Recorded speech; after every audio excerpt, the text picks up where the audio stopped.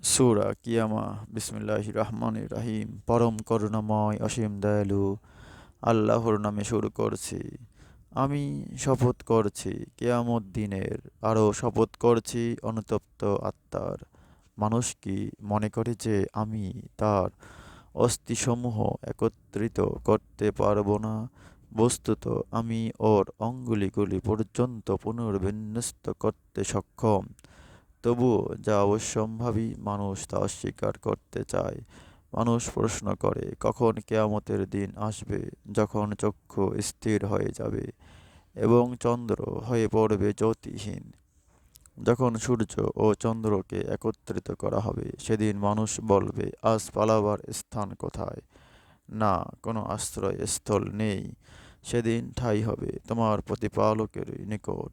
সেদিন মানুষকে অবহিত করা হবে সে কি করেছে ও কি করেনি।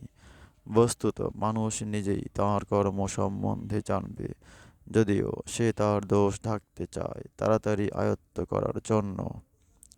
তুমি ওহী দ্রুত পাঠ করো না, এ সংরক্ষণ ও পড়ানোর দায়িত্ব আমারই। সুতরাং যখন আমি তা পাঠ করি তুমি তার অনুসরণ করো। পরে বিশদ ব্যাখ্যার দায়িত্ব আমারই। না, বরং তোমরা পার্থিব জীবনকে ভালোবাসো এবং পরকালকে উপেক্ষা করো। সেদিন অনেক মুখমণ্ডল উজ্জ্বল হবে, তারা তাদের রবের দিকে তাকিয়ে থাকবে। অনেক মুখমণ্ডল হয়ে পড়বে বিবর্ণ, এ আশঙ্কায় যে এক ধ্বংসকারী বিপর্যয় আসন্ন। যখন প্রাণ কণ্ঠাগত হবে, বলা হবে, কে তাকে বাঁচাবে? তখন সে মনে করবে যে এ বিদায় ক্ষণ, অতঃপর আসবে বিপদের পর বিপদ।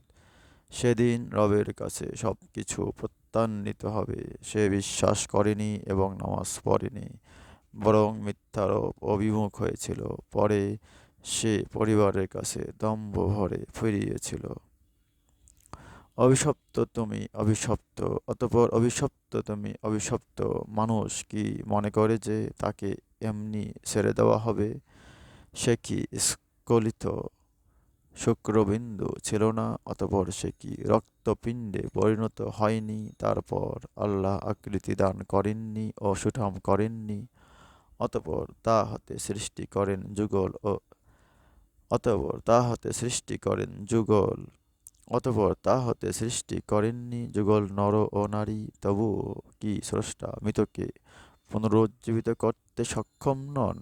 সূরা কিয়ামা আয়াত 1 থেকে 40।